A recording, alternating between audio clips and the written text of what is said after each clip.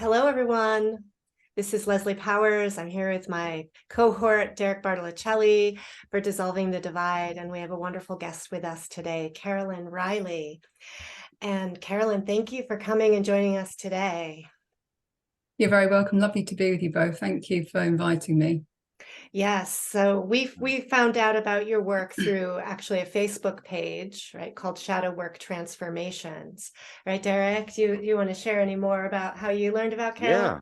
Yeah. Last year, that was my favorite thing to check out on a daily basis. Caroline was trucking hard for quite a long time. She took a hiatus, but yeah, the insights of so much psychological aspects of ourselves and how they apply to our lives, and you can see them being played out in society. It's really, really fascinating. And you tread on I wouldn't say tread, but you follow the works of Carl Jung, as well as other scholars and stuff, and Michael Tsarion. I think you've even spoken with him, and yeah, it's just really, really great what you've done, and offered as far as like your books regarding shadow work, inner child, even doing tarot and that kind of stuff. It's really cool. Yeah, please share a little about your journey and what brought you to this work and your evolution. My evolution. Okay. So, I mean, I had my first, probably not my first, but one of my dark night of the souls, but the one that was the big sort of wake up for me was back in 2012. I was already starting to look at as much sort of new age. I was looking at new age stuff at first, and I was looking for the truth of the world, because I knew that the 9/11 thing was, I had my own ideas about what had happened there. So I started doing a lot of research, and then I thought, well, something happened on my birthday, 21st December 2012, and it was winter solstice, and something happened at home, and I thought, I need to heal myself. I just had this, it was almost like a kind of, it was my voice, but it felt like a voice of God. It felt like a voice that said, this is where you're going to go now. And it's something that I had been avoiding for many years. I had a lot of anxiety. I had a lot of issues that I hadn't looked at. Childhood, like the formative years I was in a home that was not safe, and that I had a father who was very violent at home. So I had a lot of things that I needed to look at myself. And I knew that in my 20s, but come I was maybe 24, maybe 24. I realized then that I needed to do some work, and so I started this kind of new age thing. I did Reiki. I was attuned to Reiki level 1, and I came home that night and I shot out of bed like a bat out of hell, and it was like my feet didn't touch the ground. I had this energy from my feet to the top of my head, and it was Kundalini. I had a whole year and a half of it was like the veil of reality had been lifted, and I was desperately trying to bring it back down. It was very intrusive. My daughter at the time I think she was 3. It was very difficult. So externally I seemed normal. Inside I was experiencing so much. The energy it was interesting, because we had 3 dogs in the house. We lived in Ireland. We were living in Tipperary at that time. And the 3 dogs, anytime that I could feel this energy rising up my back, the dogs would bare their teeth at me, and these were my, I love my dogs. They love me. So it was a very strange thing, but I had very unusual experiences with the Kundalini. I could, I'm scared to tell you what the situation was, because I did wonder, Caroline, have you lost your mind now? Because what I was experiencing was very, very strange. Anyway, so about a year and a half on, I knew I needed to do a course. I was still kind of on my awakening journey. I didn't realize it was going to last so long. There was a course at the time, Carl Jung Psychology with Art Therapy, and I knew that I had to do that course because I had a dream, and in the dream I saw this mandala, and there was, anyway, so this dream I took this dream to mean that I needed to do this course. So yeah, the course led to lots and lots of artwork, which then went into an art exhibition called Messages from the Unconscious. And what I found was that I had when I knew that I had a talent for art anyway, but I hadn't used it for 20 odd years.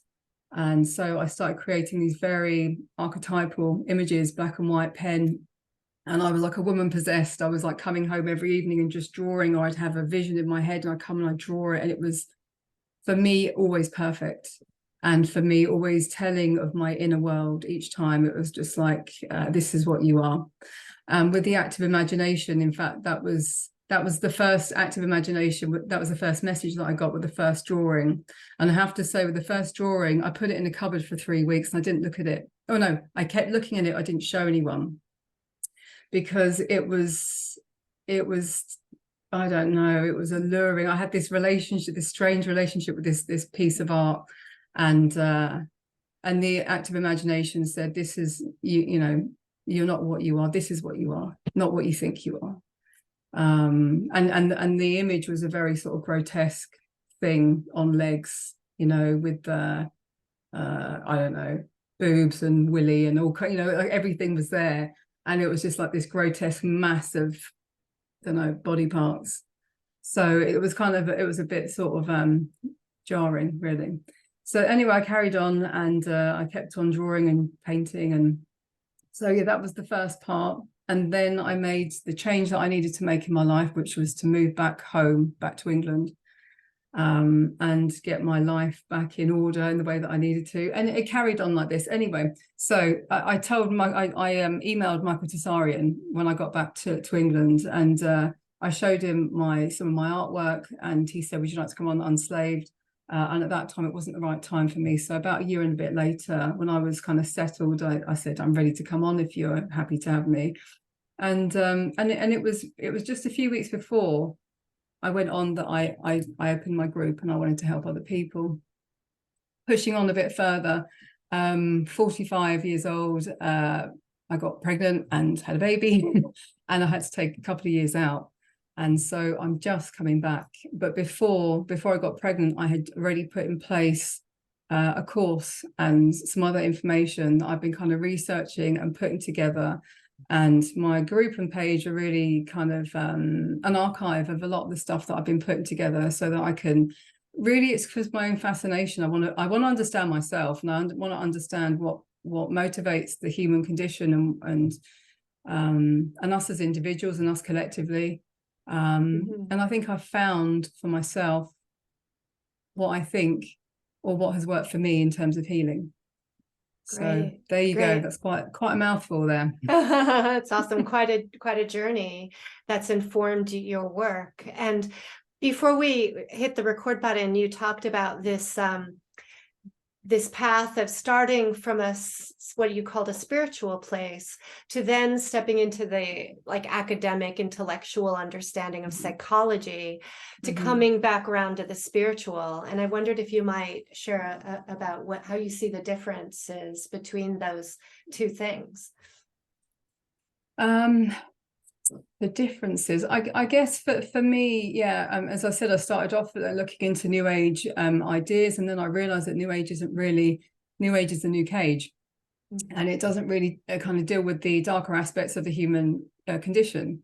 And so to go back into, so like following Michael Tsarian's work and some other people as well, I started to realize that I needed to look into my own darkness.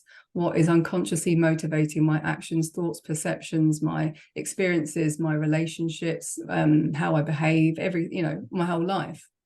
And it's only when you can kind of get to that point of radical honesty can you actually see what you're doing well, what you're not doing so well, what is informed, what has formed from your childhood, your place of childhood. But in terms of spirituality, I've been doing tarot for many years now. I started back in 2012, and I'm still doing it. I'm also now a Reiki master healer, teacher.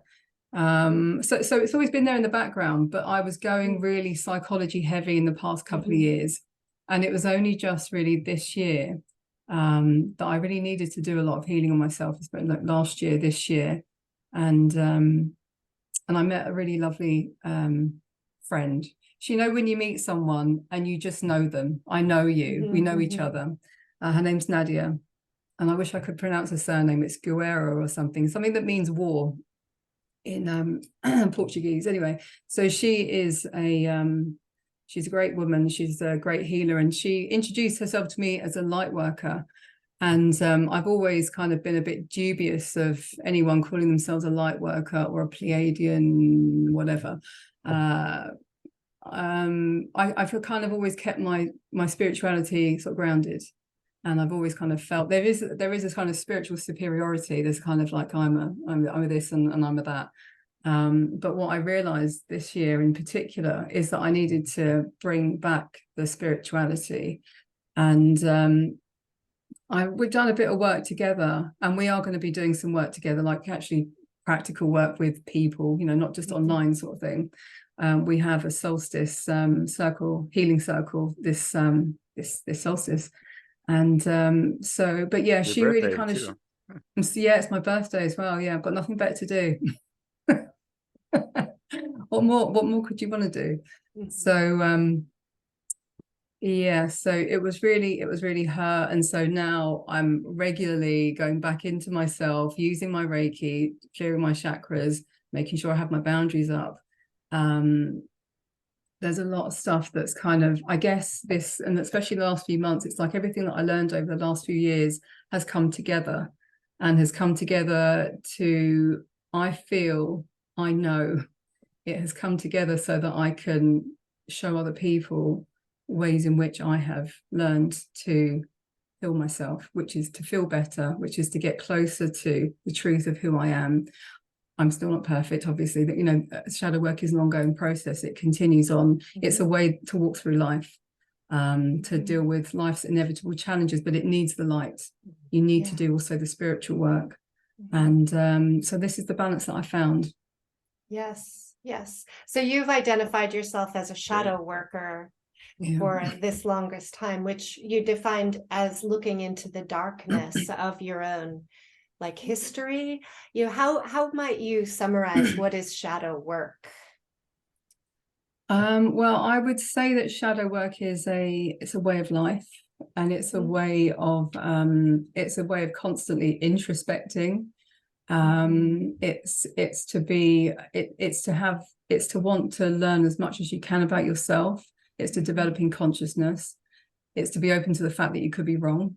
It is the great work, isn't it? It's about it's also about taking control and using our challenges to rise and to be the best version of ourselves, and to honor legitimate suffering as an important part of our journey, and also to understand that our body holds a lot of information, and it's always talking to us.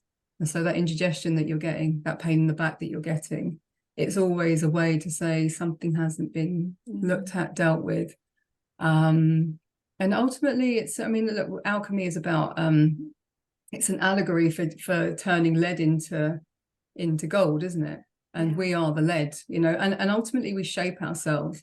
I believe that we come here with some kind of fate in mind, but also we are creators. And if we understand also, this is something I'll be talking about in my course at the end, is that if we understand energy, and I've had a dream about this lately, I was kind of being told in my dream, we are transmitters and receivers. It's nothing that I've made up. We've all heard this, anyone in the spiritual community, but to remember that, and to remember to transmit our energy, transmit our own energy, so that when we go into a place where there are people who might be negative, who don't like you very much, or whatever the situation is, or where you want to kind of create something, if you've got control of your own energy field, you can make an impact on other people that they might not know. And this I think is where this is the light work.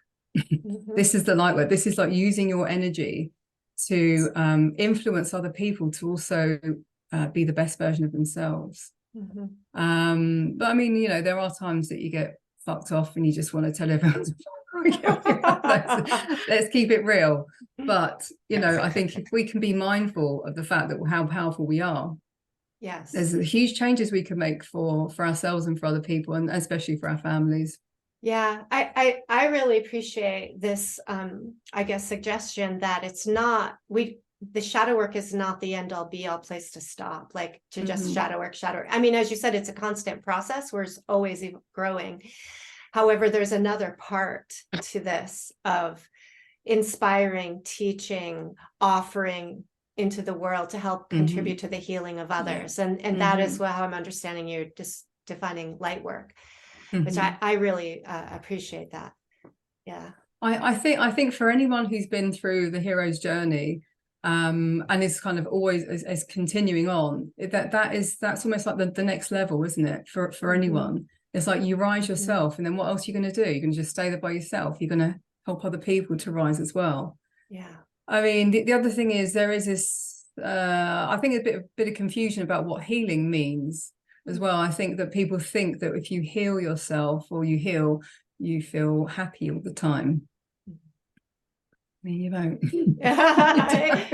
you don't feel happy all the time, but you do feel better. And I think a lot of it is is standing in your authenticity. And that in itself, facing your fears and standing in your authenticity, it what's the word? Oh shit. It builds self-esteem. Yeah. Authenticity. Yeah. And so what could be more? What more could you want than have your approval of yourself? Yeah, alignment, with self too, right? And do you see integration as a goal related to healing as well, or how is what does that mean? Sorry, the word integration. Oh yeah, integration of the different parts of ourself and the darkness and the all the feelings and hurts and wounds. Yeah, I think that anyone starting out with shadow work is that's what you would be kind of taught, is that to look at all of your more negative in commas personality traits or your negative feelings, and to honor them as messages, especially things like anger that we're so kind of scared of. To recognize that there's a message behind it. So if you're angry, why are you angry? Is it, you've obviously been wronged in some way. This is a legitimate way to feel. And because the other thing about shadow work is it's the sort of peeling back of social cultural conditioning and recognizing, and this is one thing that I go into quite a lot, is recognizing the effects that the parents and the parental home has on you as an individual and how it shapes you. We come into this world like clay, and we're just like bang, bang, bang, bang. That's who you are. And everyone has a part to play until we kind of develop that autonomy and say, no, this is me. I am this. I think Carl Jung says that if you don't know who you are, the world will tell you who you are. Something like that. And we are, through school, through our childhoods, we're kind of formed, and they say, oh, you can do such and such, so you're that kind of a person. But we get the opportunity to choose and create ourselves. Yes, big impact. Well said. Yeah, I was just gonna say that I mean, we're gonna get into this later. I love the foundation that you're laying down regarding this whole process and the concepts of shadow work, integration, alchemy. All these things are definitely related and almost like the same thing, aside from semantics sometimes. But as far as like once you become healed and more whole, feeling more of yourself and like holistically kind of stuff, like playing on words and concepts, it kind of helps as well. It also helps one realize their triggers, and like you said, Caroline, like these are messages or whatever that like little signs that we should be take a step back when we got a time and catch a breather and like, oh, what was that, and why did that I react that way, and why did it make me feel that kind of emotion?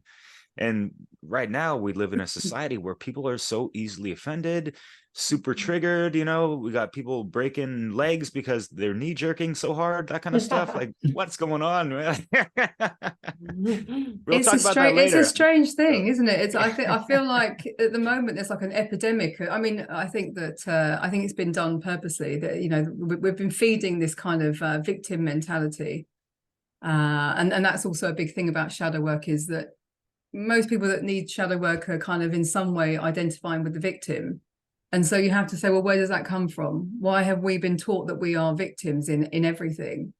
And this is where I think, we become the hero in our own journey. Yes. But the other, there seems to be an epidemic of like victimhood and narcissism. They seem to be kind of at the moment really. I don't know if it was always prevalent, narcissism. I'm not sure, but it seems to be a really prevalent thing at the moment.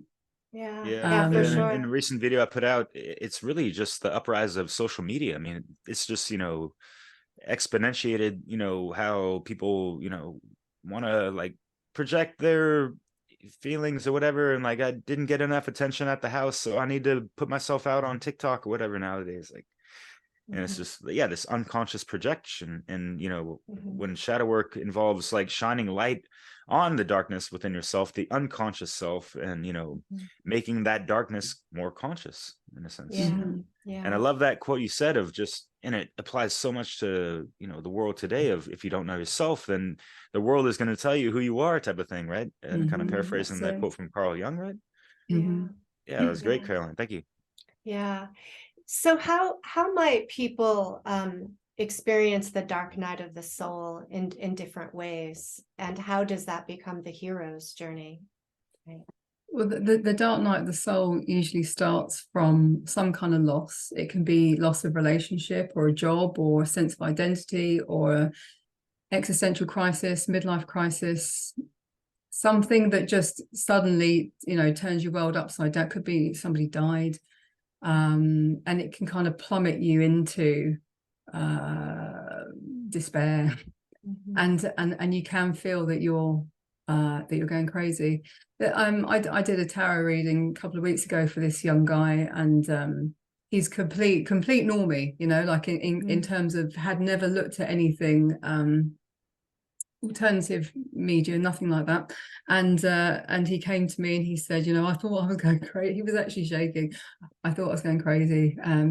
Somebody told me this is Kundalini, and I told him all that I knew, and kind of reassured him. But it was just nothing. There was nothing happened to him apart from he just suddenly woke up and he had this huge energy boost, and suddenly he was seeing the world the way that it is. He said to me, Caroline, everyone is wearing a mask. I've just realized. I'm just waking up to the fact that we're all wearing masks. I said, well, come on my course and you'll find it. Yeah, so it can be very scary and very so scary. ungrounding. and right, and even people can have symptoms of mania or alternative bizarre thinking, and that feeling of being feeling crazy and afraid to share. Right. Well, I'll say this. I mean, once you start to realize that the world isn't quite as it seems to be, or that you were taught it was, it's completely ungrounding, because then you have to look at your whole life and you recognize that it's not been what you thought. It's all been a lie, and that the media lies, and that we're constantly being fed lies, and that actually the truth is far more far stranger than any of us could ever imagine. But then when you start going on to this journey, you start opening yourself up to the unseen. The unseen starts to notice you. That's another quote that's fairly relevant here. You start to notice the unseen, and the unseen starts to notice you, and then you better be ready for all kinds of strange things. More recently, I've started to recognize in my dream life, because I've made a dream work course, and there was a part in the course that I've kind of had a question mark over, and that is what is the nature of the dreamscape. Because and since I've been kind of thinking about this idea, I've noticed that my dreams have been kind of strange, and that there seems to be various different realms of dream. And I've had a few books recently by Dr. someone Goldberg. Don't know. I think it might be Derek Goldberg actually, and he talks a lot about astral travel. But I'm looking. I keep looking at his books, waiting to hear about what he thinks the dream world is, because I feel like there's almost like levels. That that there's obviously the level of what's it called? There's a traditional dream where the unconscious is telling you something you don't consciously know, which is what Carl Jung talks about.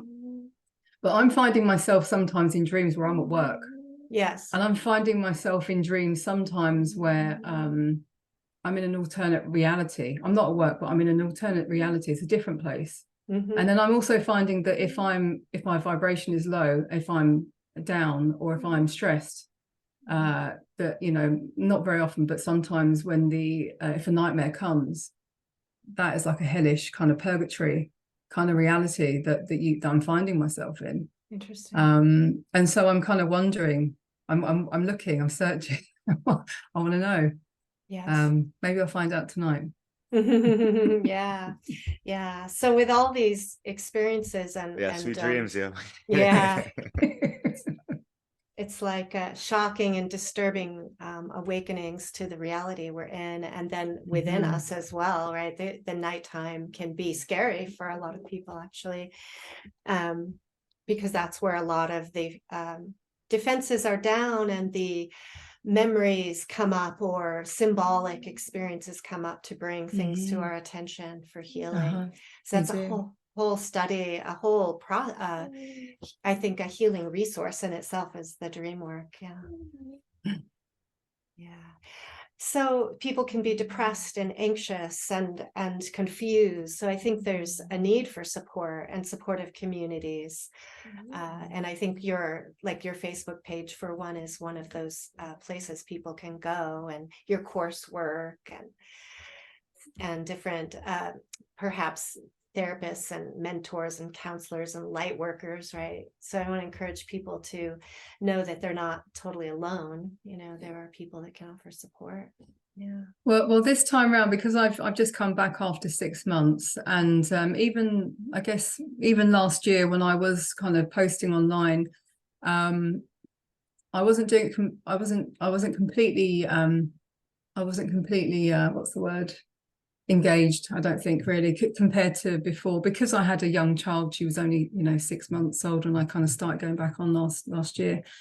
And so being a mum is most important to me, and so I've needed that time just to be mum. But this time round I wanted to be more focused on solutions, because really, I mean, I could spend a long time kind of thinking about ideas and challenging, I guess I wouldn't say stereotypes, but the way that things are working in the world, and the way that people are thinking, and masculinity, femininity. These are kind of subjects that have really fascinated me, that I brought up many times. And I'm having to kind of like step back a bit and just say, just try and focus more on the solutions, because I can easily get distracted with the conversation. And sometimes sometimes people are kind of, they're closed off to the idea of, masculine and feminine traits, and where they should be, and where how we should integrate them into our own personality. But it's something that I've been studying for a really long time, and it's something that really interests me about the anima and the animus. So the anima is the inner feminine of the men, and the animus is a woman's inner masculine, but it's based solely on the parent. So for me, it would be my father. And so we carry this image of the father with us, and it but it informs us in terms of how we attract partners. And whatever we saw in our childhood, we tend to but we unconsciously create in our adulthood. And so we find a lot of people come to shadow work wanting to heal their relationships, or their capacity for relationships. And so looking at the anima and animus is a really big step in terms of healing, as is reclaiming for women their femininity, or their feminine proclivity, and for men to reclaim their masculinity, because there's been some convoluting about what that really is, and how important that is for a person as their central place of being. As a woman, I've got a really well-developed masculine, I'd say. I think it's even in my voice. I think it's, there's no Adam's apple or anything on.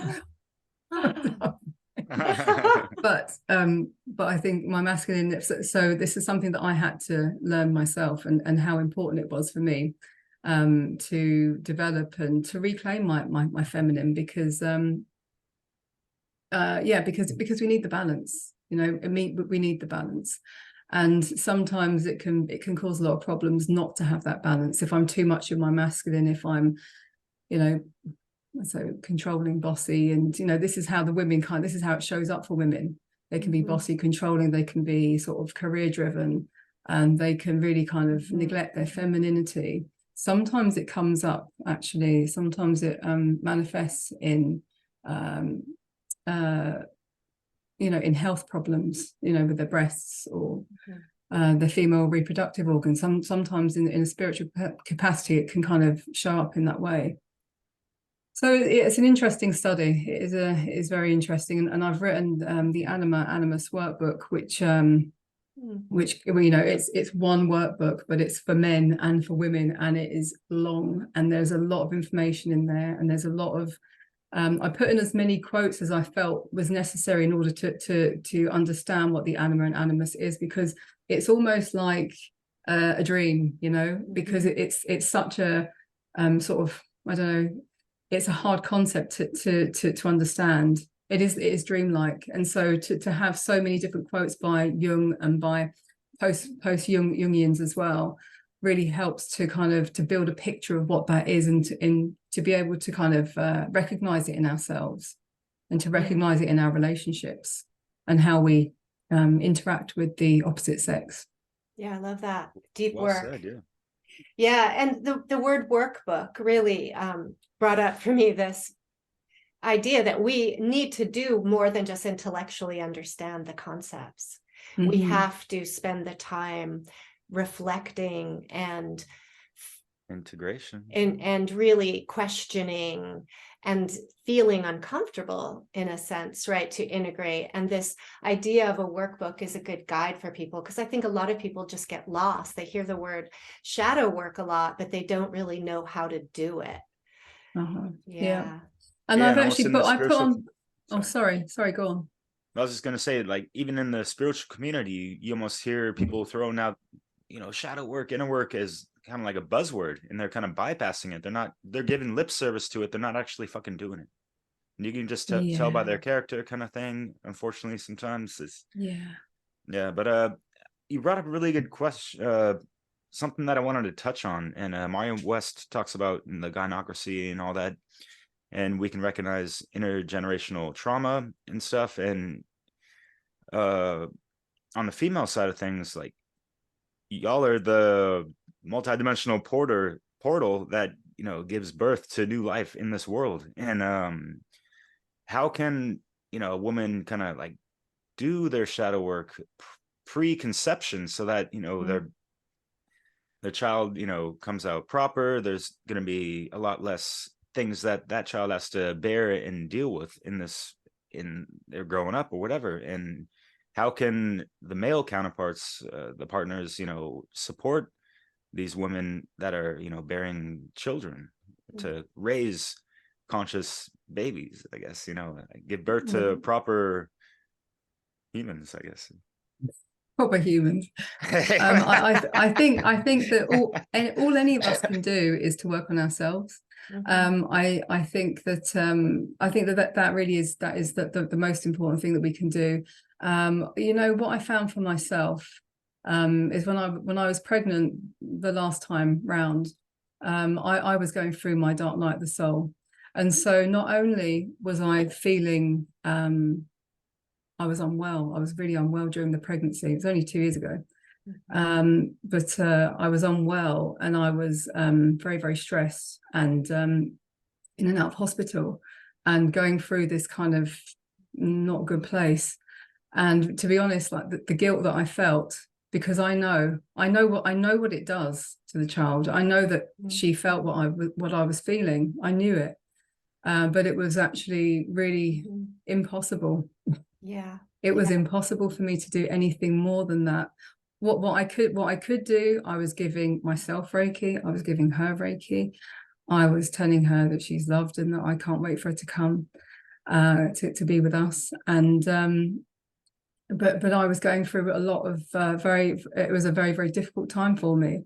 And I think that all we can do, you know, none of us can be perfect. We can only do our very, very best to try and understand who we are and ourselves.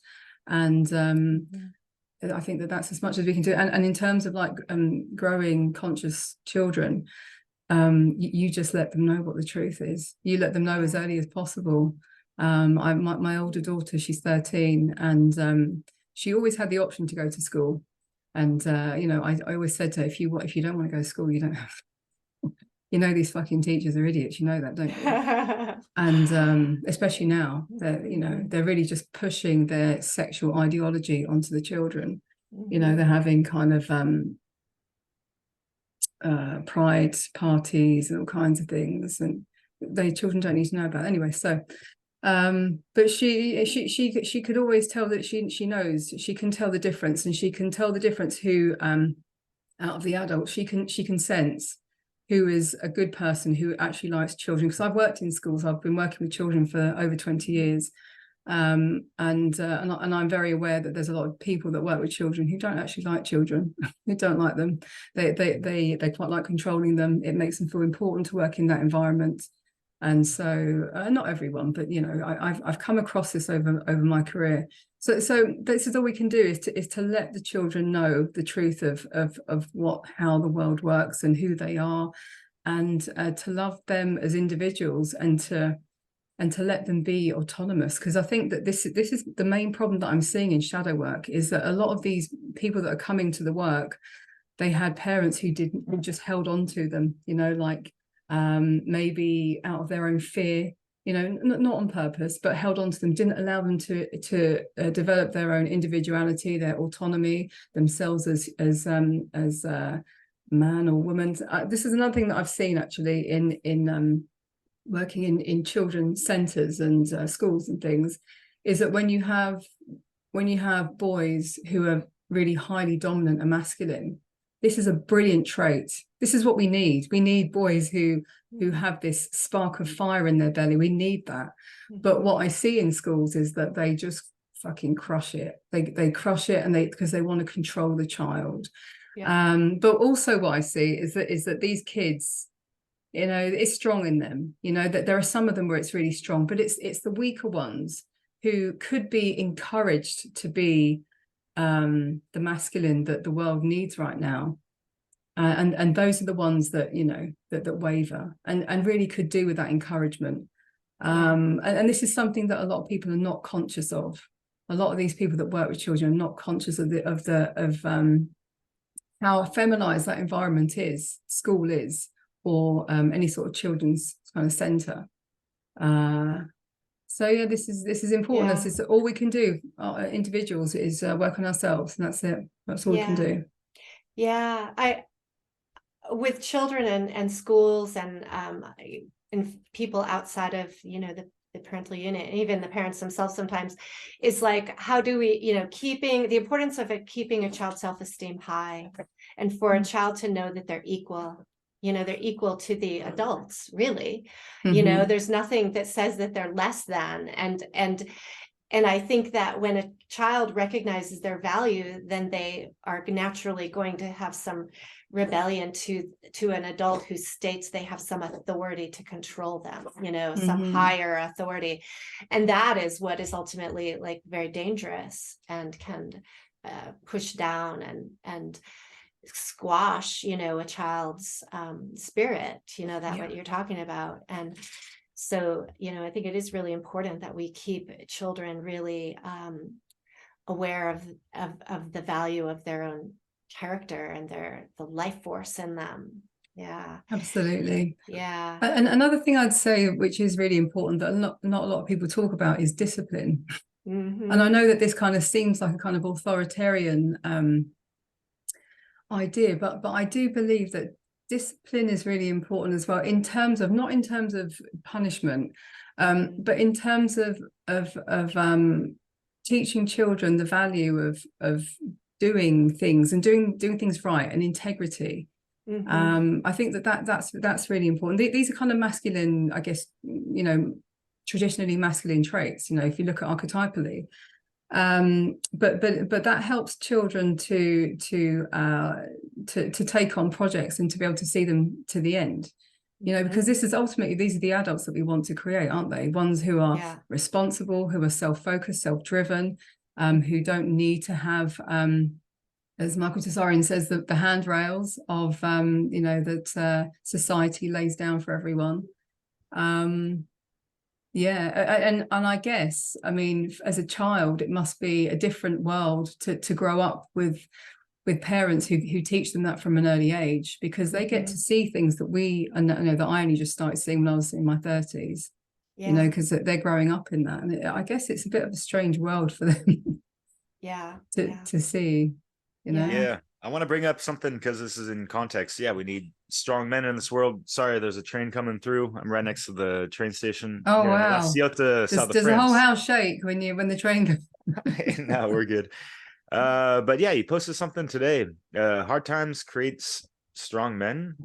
Yeah. Strong men create good times. Good times creates weak men. Weak men create hard times. And so there's like this weird cycle going on. And so during the good times, how do we fall into some kind of complacency where we just kind of like slip this, you know, disciplinary thing to kind of like be the way shower for the next generations and not have to deal with, you know, the hard times again, because I thought we got over these humps in the past, type of thing. But you know, well, you know what, Jake, somebody did respond to that, and he said, can you tell me when the good times were? And I was thinking, oh, yeah, it's right, well, when were the good times?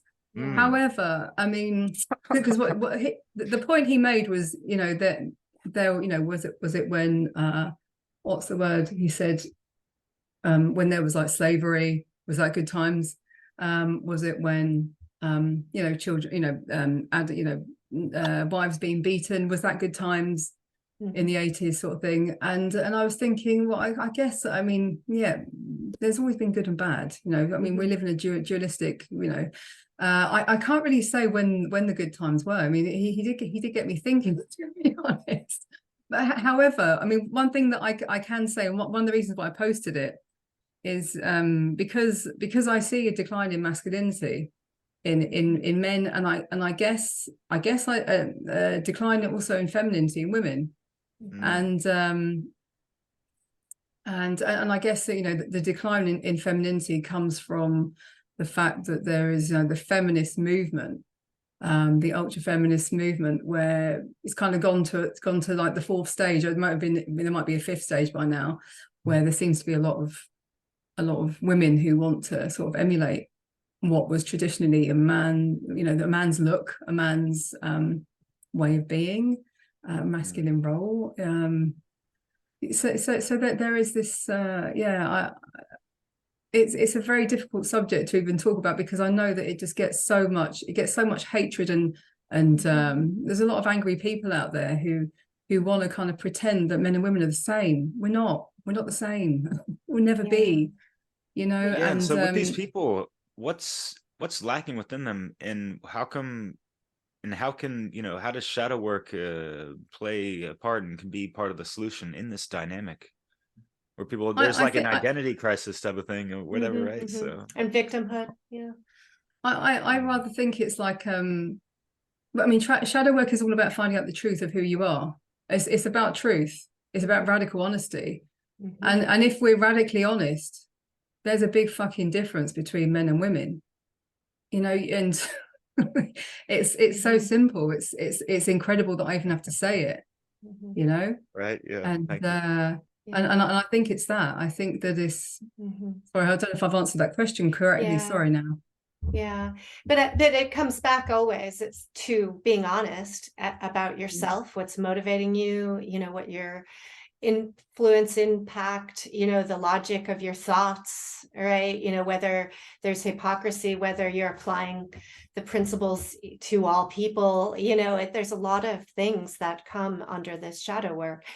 And I think I wanted to just highlight that it's often these major life transitions, like becoming a parent, you know, getting married, getting fired, whatever it might be, you know, that can be a catapult into this dark night of the soul, into this sort of like feeling lost and confused about who we are.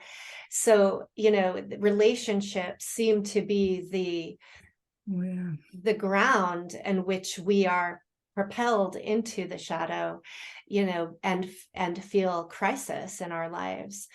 So it's hard, we all have good intentions. I relate to the story of getting pregnant. My 15-year-old, when she was, when I got pregnant with her, catapulted me into a really difficult spot, and was one of the more transformative experiences of my life that I'm still, unwinding from and getting to understand. So these aren't like quick things and you're done. And oftentimes it's those times when you look back and you say, oh shit, like I thought I was doing a good job, but oh my God, was I unconscious? And look how I hurt like my own children, those types of difficulties. And I think we're in a world where people don't want to feel those things and will very quickly go get the pill, get the drug, get the distraction away from actually staying with those difficult feelings. But it is with the facing the shadow, feeling those difficulties, that the real work happens. And so maybe talk a little bit about that. Yeah. Okay. Can I frame it into a question for you, please? Because like this just touches on some of the things I've been talking about for years now, of just how we live in this instant gratification, sensation that's just got people completely burnt out on a dopamine level, unfortunately. And like Leslie, like you said, like just take a pill and it's like pressing the easy button on your life, like, oh, just do this and this and that. Although a lot of these things are just designed to treat the symptoms, not get to the root cause of these things. But the question I want to ask you is, in context to all this, when people think of like, oh, like shadow work, like that's so long or whatever, I need instant results right now because that's what I've been conditioned to, like, for most of my life. So how can we make this type of work appealing to those that really just are going to be kicking and screaming, to the entrance of that, I guess? Well, I guess I guess the carrot, the dangling carrot, is the fact that they're going to heal and that they're going to feel better. But like you talked about, like distractions, that's what they've been programmed to do, is to distract themselves. And I spoke with Michael Tessarian about it before. We kind of said that going to the gym a lot is about distraction, or just kind of anything, like you said, taking tablets, distracting yourself, shopping, overeating, blah blah blah. It's all there. Social media, all distraction to keep you away from yourself, and it's been designed that way, and people get used to it and they become sort of addicted to that kind of thing. But it's always there. The shadow's always lurking. So whatever you haven't faced, it's always just kind of below the surface, and it'll come up in your suddenly, like your sudden outburst of anger, and you'll go, oh shit, where did that come from? I didn't mean that, sort of thing. Or it will come out in your behavior. So it's always there, festering. It never goes away until it's looked at, felt, faced, integrated, accepted as part of you, and you understand where it came from. I think is important. Some people say it's not important, but for me, it's been important to understand how it was formed, and what it's telling you. If you feel, I'll go back to anger. If you feel angry, it's because you've been wronged in some way, usually. Or sometimes your anger is misplaced. Sometimes your anger is actually because, something else happened and it's been misplaced, or it's been misdirected. But to understand yourself completely, the old adage, know thyself, is the most important thing we can do. So in terms of what we can do, the carrot, the dangling carrot, is that you're going to feel better. You're going to feel better. You're going to be more yourself. In terms of like bringing the information to people, that's why the quotes have been so important. Some people kind of say, quotes a bit shit, putting quotes online, but actually they're very small snippets of understanding the human condition. That's kind of what I've tried to do in terms of esoteric wisdom, in terms of in terms of psychology, in terms of spirituality, you know, little bits to kind of that I understand, that make it easy for me to understand. So I want other people to understand too. I used to do this just for myself. I just used to kind of do my own research and keep it all for myself. It was only when I started the group that I thought, actually, this will kind of help people. So how do you make it kind of, you're throwing little tidbits out there, kind of trying to whet the appetite of, you know, people that might, you know, take one of those seeds of thought and, you know, germinate it and, you know, have something grow from it, right? And it works, because what I found is, I mean, I've gone back online the last couple of days, and there are people saying, "Oh, Caroline, we've missed you." I don't know who they are. I've never heard of them. You know, it's really bizarre to me, because it's like, I've obviously affected these people. Some people, one person messaged me the other day and said, "You really helped me through my alcoholism," and I don't know who this person is. So he's obviously been following me, and not following me, you know, like watching my posts and stuff. It's great. It's a big ego boost. So I have to be really careful of my ego as well, because I've always been very conscious about that there is, I do have an ego, you know, it is pretty big. I'm a Sagittarius, and so I have to be really careful about kind of making sure that I'm keeping myself, you know, kind of grounded, and that my motivations are for the right reasons. In terms of how do we make it attractive for people, in those small snippets, people are understanding parts of themselves, and that's what they want. You know, that's interesting to them, because they want to understand themselves. Everything is about self. You know, even relationship is about self. That's just a reflection. The other person is just a reflection. Yeah. In fact, the other person is actually us sometimes just trying to get the approval and the love that we didn't get from our parent, and that person is the carrier of that projection.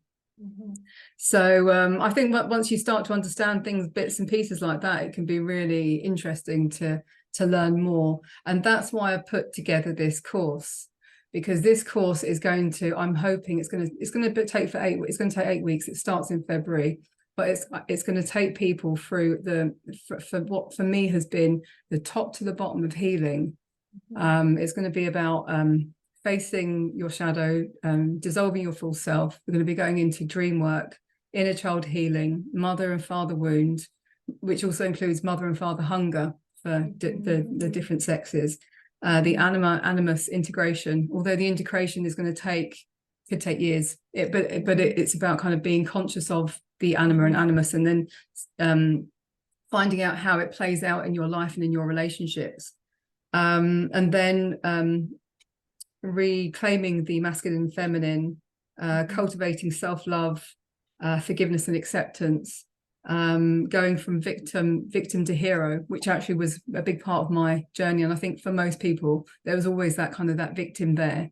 When you're feeling like you want healing, it's because everyone else is to blame, you know. But then when you start doing the shadow work and you think, oh, what part did I have to play? And this is where the radical honesty comes in, and you better be strong for it. And so, like, to have a community of people who are going to do this with you is going to be really important. But so I'll just tell you that the last part of it is going to be more going into light work, in fact. So it's going to be about psychic protection, cord cutting, releasing and letting go, energy work, clearing chakras, raising vibration, creating an inner balance. And then also learning about what manifestation really is, because it's a real buzzword at the moment. And at the moment, one of the things that I've been watching lately, in the last couple of years actually, is this group called Archaics, and this guy called Jason Brashears, and he has a brilliant book called Awaken the Immortal Within. It is brilliant. If you can read that book, you will understand the nature of reality. And he uses he's a chronologist, and he has got a great mind, and I really value that book. It's a very short book, Awaken the Immortal Within, and I really value his... with an X, by the way? Sorry. Yeah, Archaics, yeah. The story about him is that he was imprisoned from the age of 17 until 46 or something, and he spent all those years reading, and he created a more realistic version of chronology of world history, and he's recognized a cycle of cataclysms every 138 years or something. And I'm not saying that his work is true or not, but what I can say is the Awaken the Immortal Within, for me, was just like, that's it. It just made sense. So I'd say read that book if you can, if you're going to read anything. If you want a Christmas present, that's the one. Awesome. Yeah. You brought up a good point. Sorry, Leslie, if you're going to say something, I just want to mention real quick before I forget. Yeah, like what we see today, a lot of times, like people are playing the victim card so hard and like pointing the finger at everyone else besides them. And yeah, like to make that transformation of victim to hero, is that what you mentioned? How can we appeal to people like that? Because it just seems like people are almost like addicted to like holding their V card out and for the world to see on TikTok or wherever now.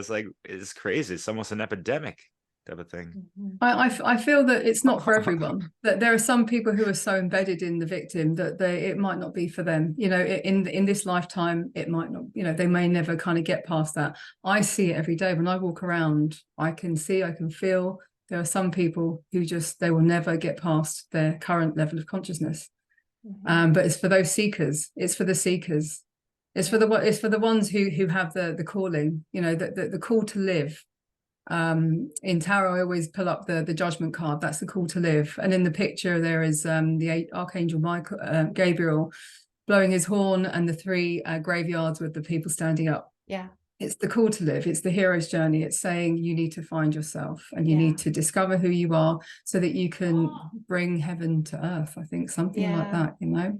You know, it relates to my thought about the integration of body and mind, right? The spirit, body, mind are interconnected. So our health, you know, is going to reflect unhealed, you know, our unhealed traumas and our unfaced shadows. And I think that is one of the ways that people can find motivation is through, you know, being honest about what's happening with their own body. You know, there's so many symptoms going on, and gut symptoms and fatigue and depression and different things that are signs of unhealed trauma and unfaced shadow. You know, there is an openness, like you said, though, you know, there's a lot of, if we know that if we eat sugar in excess, there's going to be a physiological consequence, right? Yay, there it is, right? And there's so much denial, you know, of the things that bring us closer to the grave. And ultimately, you know, like we said before, sometimes it's the crises in life that spin us out and be open again. Yeah. So sorry now, Derek, I'm not sure if I answered your question correctly, actually, because you were saying something about victim. How do we let go of the victim? I don't know. Did I answer that correctly? I'm not sure. Did I touch on that already? I did.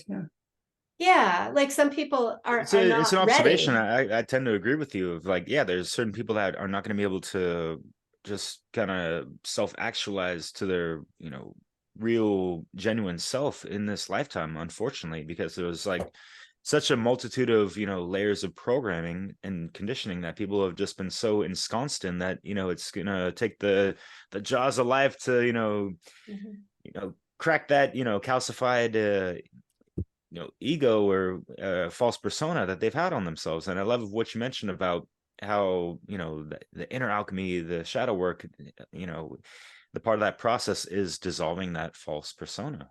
Yeah. And I think that the people who are in that role, who may be like thinking it's kind of cool or posh, but they are suffering, right? They are suffering and will suffer more. So it's their suffering that doesn't get better by being in the role of a victim that will be a catalyst for motivation. You know, whether it's depression, mental health kinds of things, or physical things that happen. But it's inevitable. It's like like you said, the shadow is always lurking. You know, we always have to pay the piper. It's kind of one of those laws of cause and effect, you know, that we are faced with, and eventually. I actually think that some people really enjoy their suffering. That they love their victimhood. They cling to it. It's an identity. And you know, Rudolph Steiner says that he said back in the, what was it, 1908 or whenever it was, sometime, he said that there are children being born with no soul at that time. He also said that there will be people who will take vaccine. Did he say? But anyway, yeah, I think he did. Take something, and their soul will be lost.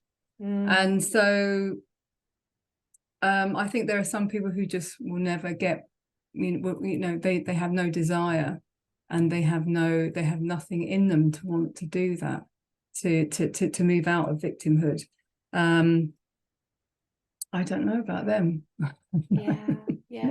I don't it's like know a about husk them. of a soul in a sense. Yeah.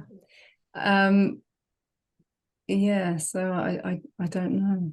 But your course sounds fascinating, and I think that's where what we can do, right, is we can put out this information, we can educate, we can offer opportunities, and like you said, the people who are called will come.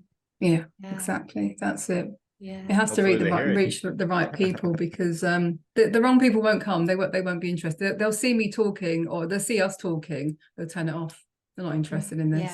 And I don't think that they're the folks we need to focus on at Absolutely all. not. No. Yeah. But there are a lot of people suffering out there, and as I said, if we can rise ourselves, then we're in a position to help others. And so part of this work that I'm hoping to do with people, that I'm going to do with people, is to then ultimately to prepare them for the future, so that they are going to be helping other people, you know, in whatever way that they're going to do it.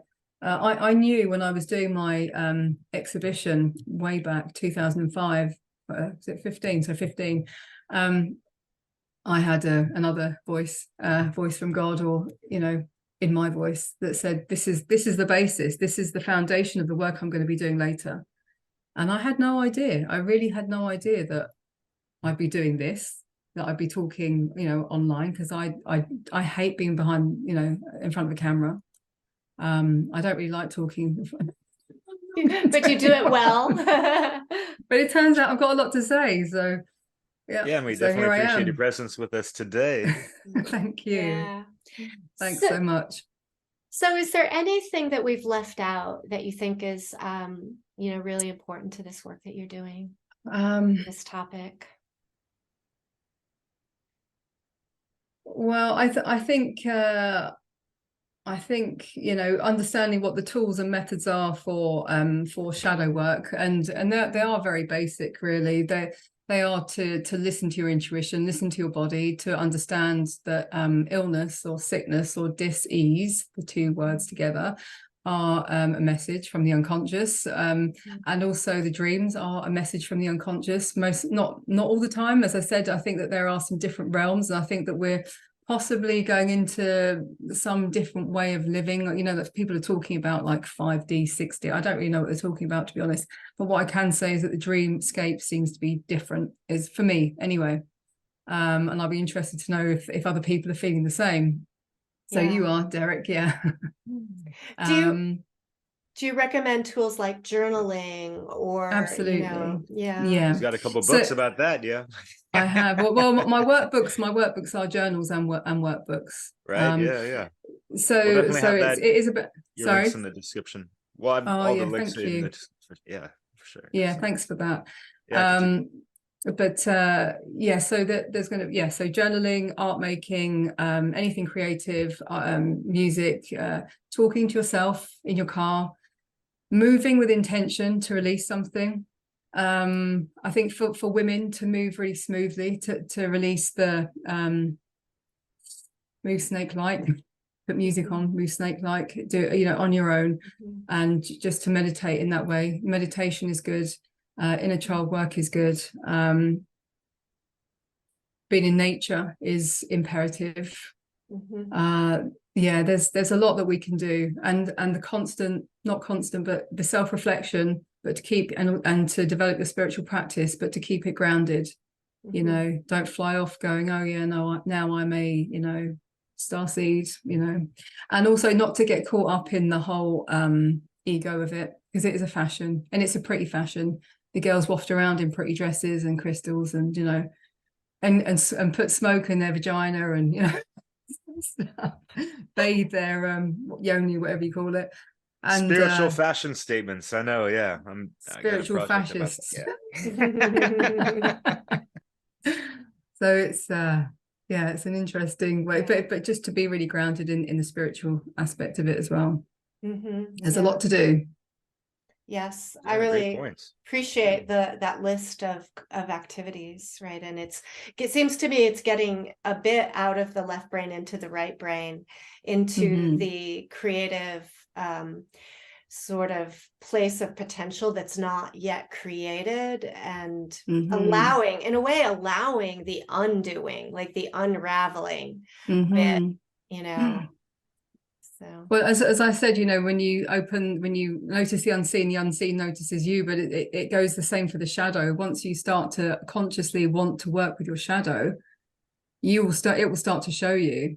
The other thing is also, as you touched on, Derek, about the triggers. When you're triggered, it's always a message. So what is unhealed in you? What is, you know, if you suffer with jealousy and your jealousy comes up and it's unfounded, you know, first of all, you got to find out if it's unfounded. And if it is, then you need to think about, well, what is it that makes me feel so this, that, and the other? And looking for the roots of all of that. And yeah, healing can be found, you know, but the thing is with life, as you probably know by now, that when you're at the top of one cycle, you're just at the bottom of the next. You know, it kind of goes up. Oh, I'm here. Oh, I'm up. Oh, I'm here now. So and also as Michael Tessarian says, we don't live in a one season world. It's, you know, we are going to have to take the light with the darkness, and to endure our own suffering and to learn the lesson within that.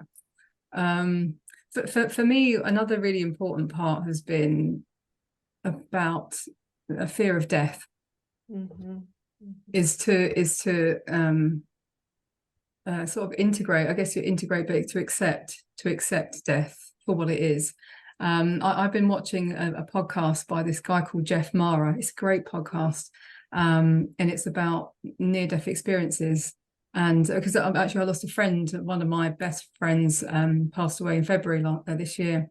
And so I was kind of, you know, obviously upset, but I was also thinking, where is she? You know, where is she? And so, and I think a lot of people feel this when they lose someone close to them. We were friends since we were 10, so it's like it was a very strange and very quick thing that happened. So anyway, Jeff Mara was talking about these near-death experiences and what happens in the afterlife. These people that are coming back and talking about it. Now, I already died. I already died back in 2015 when I had my awakening, when I had my Kundalini rising. I had this very strange situation. I say I died. I didn't really die. It was like an ego death. It was like an ego death. It was like there was a part of me up on the ceiling, and it was the part of me that relates to other people, and I was scared that it was going to go, and I just didn't sleep that night. And I had this. There's actually a picture of Carl Jung's, that he's got this man with a black hat on in this very, very tall building, like a tube almost, like black and white or black and red squares. And it's my feeling, it's how I felt. And there was this like kind of this thought form coming up. But that picture kind of really describes how I felt that night. And I was away from myself. It was this very strange, I don't know where I was. It was a very strange experience, but it taught me to not be scared of death somehow. It's like it took away my fear of death, and so in a way I can almost appreciate and believe that this is the dream. This is the dream, and that when we sleep, love that. I'm feeling that. I'm feeling that. I don't know if it's true, but I'm feeling it. Yeah, I think that idea of facing our fear of death is really important. And I know that in some shamanic traditions, or most perhaps, there involves a symbolic death. And in one well, I studied a little bit about the Pacos in the Andes Mountains in Peru, and they have a practice of imagining yourself dying in as many different ways that you can think of, to do this contemplation around dying, and that there's something transformational around facing that and overcoming the fear of it, or coming to an acceptance of our mortality. Yeah. And this is the thing about legitimate suffering: when you really allow yourself to go there, instead of suppressing it, like as we all do, it's a natural thing. We suppress, we don't want to feel bad. But when you actually allow yourself to go there, it just dissolves. And and that's integration for me. That is integration, because it means that you've gone through the fire, and transformation occurs then. And this is why whenever we have sort of had these initiations, you know, historically, especially for men, for women, for everyone, and I guess even getting married now is some sort of an initiation. Having a baby, you know, births the mother and the child into a new person, you know, new child. It all is, you know, requires some suffering, not some, quite a lot of suffering. And I guess it's accepting that, and not just accepting it, but finding the beauty in suffering, I guess, and tolerating the unknown, you know. And slowing down, I think, because a lot of this, like if you talk about the art and the creative, you know, music process, or that involves a bit of sitting, you know, there's your anchors may not be there, like to tell you what to do. You know, if someone's telling you what to draw and you're copying, that's very different than the vulnerability, in a sense, that comes from finding your own way of expressing or creating. And I also, another thing is about seeing the symbolism, that there's a level of symbolic thinking and pattern recognition. I think in this process I'm picking up as well. Do you agree? Well, it's about getting into what Carl Jung, or is it post-Jungians call the imaginal realm. So it's the imagination, and the word imagination has the word magic in it. And so it is that place of creation. And actually, one thing, I'll go back to this podcast by Jeff Mara, this near-death experience. All of those people have said that when they died, first of all, they came out of their body, and then they expanded into this huge state that they were in. But they were also in this place of potentiality where they could create through thought instantly. And so whatever tiny amount of thought, just they manifested. And this is how anything is born. You know, this is how we create anything. But it's, I mean, you'll know yourself, if you do any art, or if there's anything creative that you do, you kind of fall back into that dream state, don't you? It's like there's no time. It's just you and your art, or you and your, you know, your thing, whatever you're doing. It also, for me, happens when I'm driving. It's like, well, who's driving my car? I'm driving, but who's driving? Because I'm not. I'm driving. It's like sometimes a flow state that we can step into that can be scary. And I that happens in psychedelics sometimes too, right? Where something sort of is propelling you, and people facing that fear of losing a little of control of that, but allowing that energy to unfold, or that creative state, that flow states. Yeah. Interesting.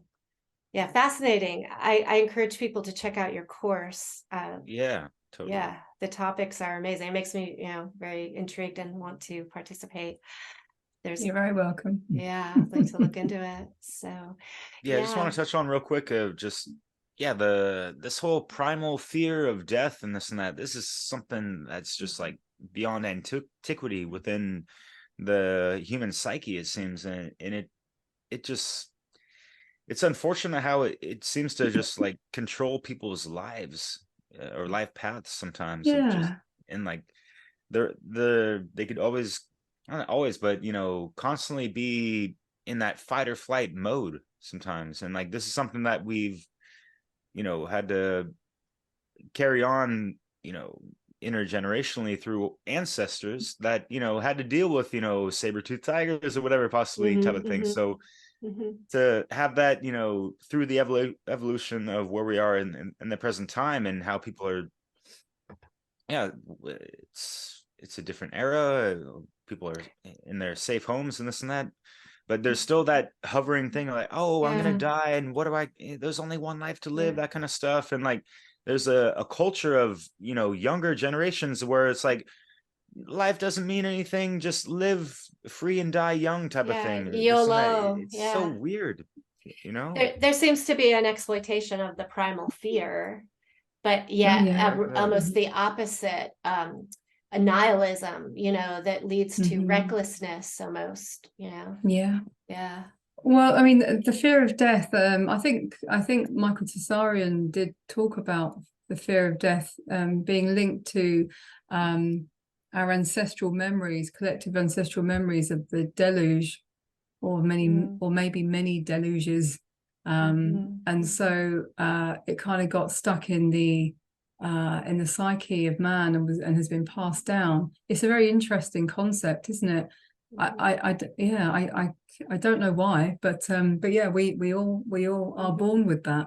And then I guess, you know, like sort of teenagers go through stages where they're kind of they're not so worried about, you know, they're reckless, and they, you know, they almost have a death wish. Flirting with death, as they say sometimes. Testing the boundaries. Apparently there is something called what is it, the death is it called the death wish? By Freud talks about that, but like a desire to, an underlying unconscious desire to die. And so that is the basis of perhaps many kind of bad choices that we make in life, is actually that there's this unconscious desire to not be around anymore. I don't know. It's an interesting one. It's not one that I've really looked at in great detail. And maybe that's connected to sort of the unconscious self-loathing, you know, that also may be the seed that's planted multi-generationally around us not having the value or being important or worthy, you know, and so many things in our culture and religion and so forth have reinforced those skewed messages. Absolutely. Yeah. How many stories have you heard near-death experience and people were kind of like rock bottom-ish, whatever, not finding much worth of their own existence? They have a near-death experience and like they're suddenly reborn and they find so much value in their life and all this stuff. Like, you know, flipping the script. I think a lot of people just, you know, they want to, you know, put to death like their current, you know, persona. But they don't want to, you know, do the work to, you know, it's a daily operation, the shadow work and all this stuff, and like trying to build a better character and be the best version of yourself that you possibly can, type of thing. You know, if you're at the rock bottom, yes, it might take some time, going back to the instant gratification thing, where no, you have some patience, you know, like build yourself up, you know, don't bypass anything, because, you know, that's not gonna cut it in this type of path work, right? It does take a lot of dedication. You need to have the will to want to change, and that doesn't come from conscious deciding. That comes from the heart. That kind of decision has to, you know, that will has to come from the heart. There has to be, oh, I need to do this now. Okay, I need change. I mean, that's how it was for me, and others that I had spoken to previously have said the same thing. That's a burning desire. I kind of feel like you've either got that or you're not, or you haven't. You know, you just and also there is this idea that we choose our lives, we choose our parents, we choose to come here. It's an idea. I don't know if it's the truth or not, but it's an interesting idea, and that we choose our challenges. And one thing that I think that shadow work can do, it can develop us in terms of our, you know, our life now as we are. But I think it actually does something to our soul. I think it does something to elevate. There's some kind of personal evolution in terms of our soul. And because actually Carl Jung, when he died, I think it was a few weeks before he actually died. He had a near-death experience. And he spoke about the fact that his experience was that he died and he was walking up, as I remember it, my memory is pretty bad, but this is what I remember, that he was walking up past the moon and past all these planets, I think, and he went to a room and there was a lot of people there, and he had a life review.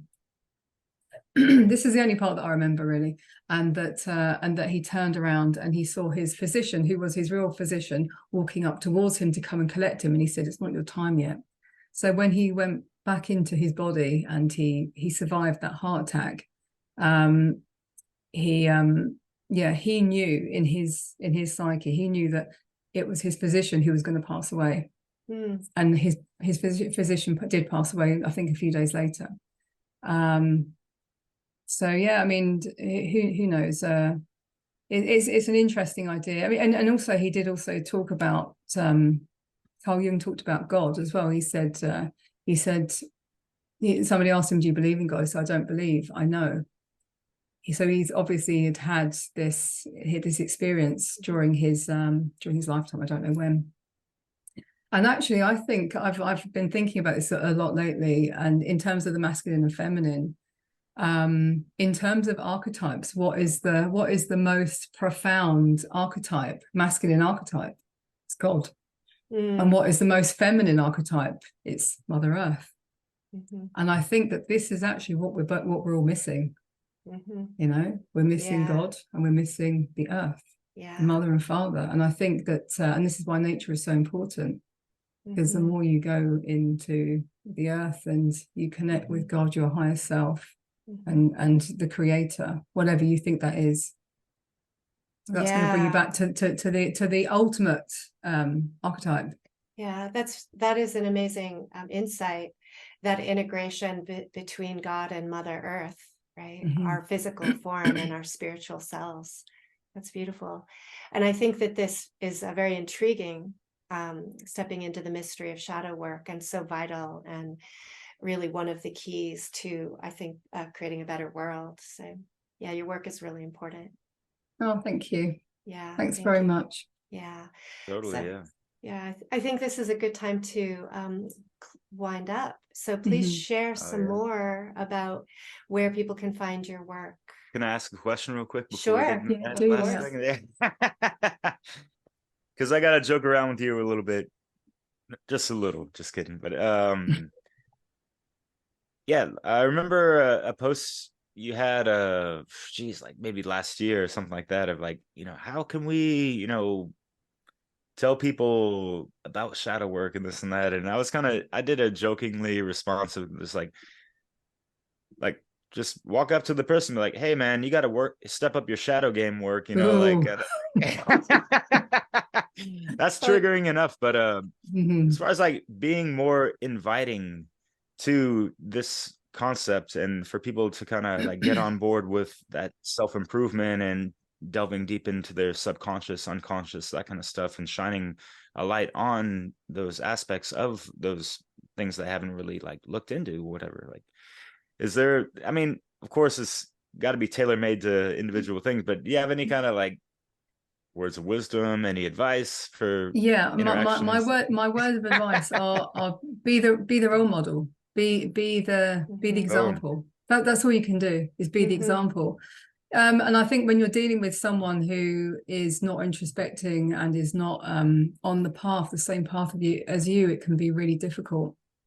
And you may want to decide how much that person has of your energy, because if they're not going down that road, it's likely that they're in possibly some victim mode, possibly, not always.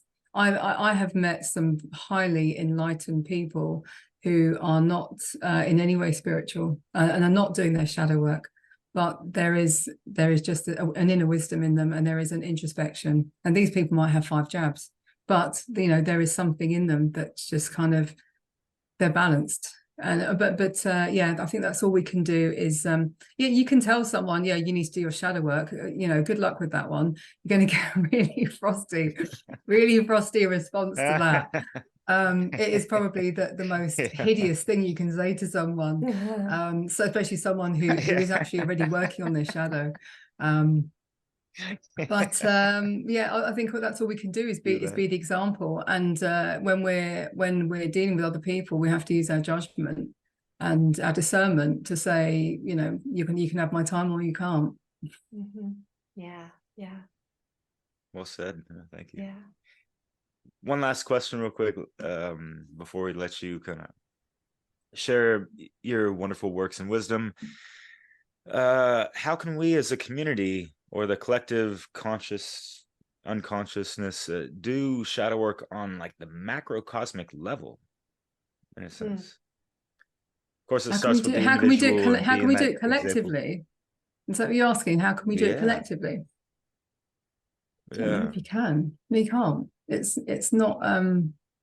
it's an individual journey to know oneself. Right. Yeah, I had a Um, tough time like wording that question actually, because I was like, is this even possible? Kind of thing. So yeah, like what I've found is that there are lots of, well, when I started going online, I was in lots of people contacted me who were into like the truth movement, I guess, and they were angry. They were so angry, very, very cross people, very intellectual, very clever, very angry, and there was this feeling of, yeah, you know, I mean, I understand, I get it, but ultimately, all I can do and all they can do is work on themselves. What the world brings to us, I don't know if we can really affect it. I mean, we can affect it, but only in terms of what we do for ourselves. So if I work on myself and I'm the best version that I can be, my vibration helps other people. My work helps other people. You know, I am a light of information for other people, and hopefully those people that I manage to touch in some way, they will hopefully get to maybe the same kind of point that I've got to, and then they can be a light for more people. And so that is how collectively we can work together, and working together like this, like to have a conversation between the three of us, and to put it out there and to share. But that's it. The main work that we have to do, you know, I can't save the world, but I can try and do the best that I can for me, for my children, for the wider community, and that's how I think we can make a change. Help other people. That's the way, I think. Yeah, I would add too that word. there can be group forums where people are supporting each other doing the work, and where, you know, there's a voluntary agreement to receive some feedback as well, because we can In terms of shadow, because we can, you know, learn a lot through the reflection of interaction with other people. You're absolutely right, but I do think there needs to be there has to be a level of trust in that, for sure. And it can also be quite difficult in relationship.